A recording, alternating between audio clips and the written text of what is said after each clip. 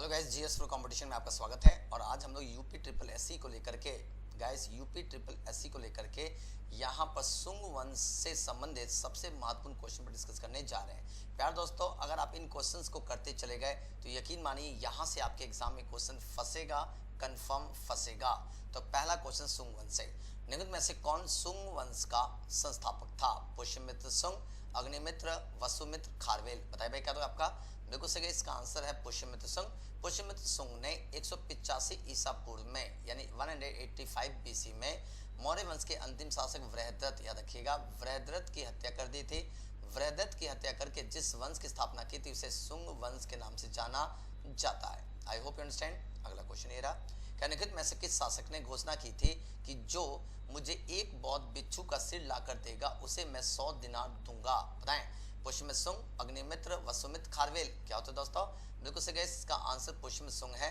पुष्यमित्र सुंग ने, यद्यपि ऐसा माना जाता है, इतिहास में ऐसी मनगढ़ंत कहानियां हैं कि इसने बौद्ध धर्म को दबाकर ब्राह्मणवादी वर्चस्व को स्थापित करने का प्रयास किया था। लेकिन यह भी सत्य है कि इसी पुष्यमित्र सुंग के द्वारा गाइस भरहुत स्तूप का निर्माण कराया गया था। भरहुत स्तूप का निर्माण इसी के द्वारा कराया गया था। अतः ऐसा प्रतीत होता है कि यहाँ पर ब्राह्मणवादी वर्चस्व को स्थापित करने के लिए ऐसे स्टेटमेंट दिए गए हैं। निम्न में से किस गुप्त सम्राट ने स्वयं को लिच्छवी दुहित्रा कहा था? बताएं। Which among the following Gupta empress called himself Lichchhavi दुहित्रा? बताइए भाई, क्या तो आपका श्रीगुप्ता, चंद्रगुप्ता प्रथम, चंद्रगुप्ता सेकंड एंड समुद्रगुप्त। यद्यपि सुंग वंश का क्वेश्चन नहीं है, मिसलेनियस रख दिया है। बताइए क्या तो आपका बिल्कुल सही है, Samudragupta is the right answer. Samudragupta को भारतीय इतिहास में लिच्छवी दुहित्रा कहा जाता है और इसी ने अश्वमेघ पराक्रम की उपाधि धारण की थी, याद रखिएगा। ठीक है, चलेगा। इतिहास में इसे भारत का नेपोलियन भी कहा जाता है। आपसे क्वेश्चन पूछ सकता है कि भारत का नेपोलियन किसे कहा जाता है? तो याद रखना दोस्तों, ये समुद्रगुप्त को कहा जाता है। अगला कह रहा है, निम्नलिखित में से किस सुंग शासक ने अश्वमेध यज्ञ का आयोजन किया था? बताएं। अश्वमेध यज्ञ का आयोजन किया था। Pushyamitra Sunga, Agnimitra, Vasumitra, Kharavela. Which of the following Sunga rulers organise Ashvamedha yajna? And Pushyamitra सुंग ने, अग्निमित्र ने, वसुमित्र ने और खारवेल ने। बताएं।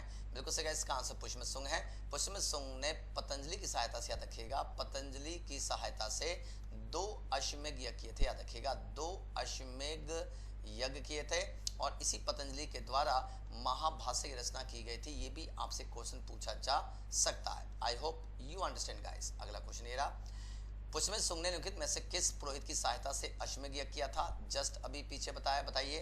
अश्वघोष, वसुमित्र, पतंजलि एंड पाणिनि। बिल्कुल से guys, Patanjali is the right answer. और इसी पतंजलि के द्वारा महाभाष्य, ये बार बार पेपर में आपके क्वेश्चन पूछता है, ये कहीं फंस ना जाए, इसलिए इसको याद कर लीजिएगा। अगला क्वेश्चन, कालिदास द्वारा रचित मालवी काग्निमित्रम नाटक का नायक कौन था? बताएं। अश्वघोष, अग्निमित्र, भागदुक, पाणिनि। बताइए भाई, क्या तो आपका इसका आंसर अग्निमित्र है, याद रखिएगा। और इसी कालिदास को भारत का शेक्सपियर भी कहा जाता है। शेक्सपियर के नाम से जाना जाता है। कौन? कालिदास। और इसी कालिदास ने अभिज्ञान शकुंतलम की रचना भी की थी।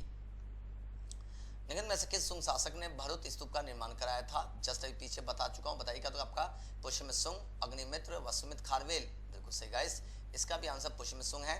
और इसी पुष्यमित्र सुंग ने न केवल भरहुत स्तूप का निर्माण कराया था, जबकि अशोक के द्वारा, याद रखिएगा, अशोक के द्वारा जो सांची स्तूप का निर्माण कराया गया था, इस सांची स्तूप की मरम्मत भी कराई थी, याद रखना। इसकी मरम्मत कराने का श्रेय इसे पुष्यमित्र सुंग को दिया जाता है। अगला क्वेश्चन, निम्न में से किस सुंग शासक के समय में हेलियोडोरस भारत आया था? ये क्वेश्चन ऐसा कि जो बार बार पूछता है आपके पेपर में।